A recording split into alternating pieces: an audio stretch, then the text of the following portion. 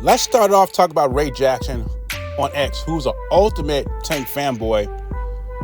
He says, have you noticed something about the Ryder season cards? None of these fighters can sell, and that is the reason why they're on the Saudi Arabia cards. So this is what we're going to do. We're going to knock American fighters because they're going to another country to make more money. Why would you stay in America if you're only going to make $100,000 and you go to Turki alalshikh, he's going to pay you $1 million? I guarantee Ray Jackson is a forklift driver. If Saudi Arabia offered him 10 times or 20 times of what he makes in America, I guarantee he would go to Saudi Arabia and be a forklift driver. And if you really think about the whole entire boxing industry, there's only two guys that really can deliver, and that's Anthony Joshua and Canelo Alvarez. They don't need anybody. They don't need a Prince Turki alalshikh to make money. And you think about the heavyweight championship fight we have coming December 22nd.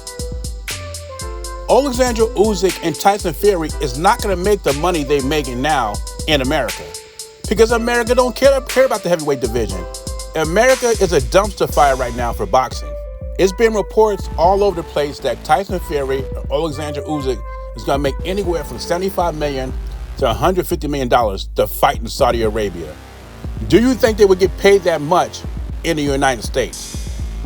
I don't think so. Matter of fact, I think the fight will bomb if it was here. And it's a good fight. And this is what Tank Davis is finding out.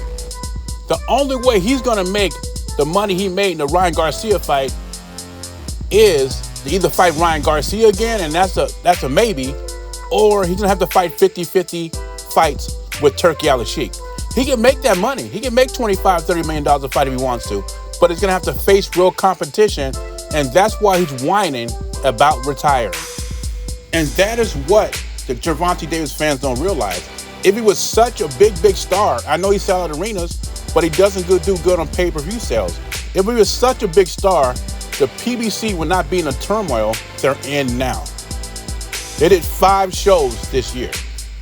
Terence Crawford said in 2025, I will show the world once again how great I am. And to me, I'm just speculating. I have no sources, but it's going to be a big fight in 2025. There's only 2 things that could happen with Terence Crawford. Either he's going to go for undisputed at 154, or he's going to fight Canelo on Cinco de Mayo in May. I think it's going to be the latter. So let's hear from Canelo and see what he says about the whole situation. I don't own the rights to this material. It's for educational purposes only.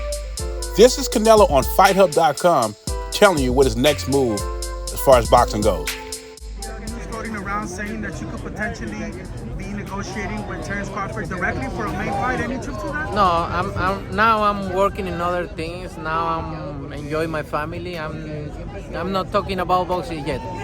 So maybe in January we wanna start doing that. Where do things stand with Turki? Turki said he would like to open a line of communication with you. No middlemen, just you and him. I never say no to business. There is the cash cow of boxing. Canelo's at the stage of his career. He calls the shots. Canelo does what he wants, and he can do that because he has a cachet that other fighters don't. You're right? He has a cachet. He can make money without Turki alalshikh, like I told you before. Turki and Canelo are 2 men that are used to getting what they want. And I think it took a while for Turki to come around that corner, but now he's been in those corners and realized he has to work with Canelo, work on his time. So your guess is as good as mine. I don't know who Canelo's gonna fight next. I'm just speculating with the Crawford text messages, and Turki alalshikh wants to fight Canelo versus Crawford, and then Canelo says he's gonna talk business with Turki alalshikh in January. I'm just speculating that is going to be Canelo Alvarez and Terence Crawford, but it could be anybody. He could fight Dimitri Bivol if Bivol happens to beat Beterbiev. He could fight David Benavidez if David Benavidez beats Morrell. But I'm pointing to Terence Crawford because of the tweets he's putting out. And when you look at Turki alalshikh, that is the matchup he talks about the most when it's concerning Canelo. He wants to make that Crawford-Canelo fight. So I think that's the first fight on his priority list. But boxing is a very unpredictable sport. We can be totally wrong, and it could be Canelo versus Jamal Charlo Cinco de Mayo. You know what I'm saying? But anyway, leave your thoughts and comments below. Jay Beezy, I'm gone.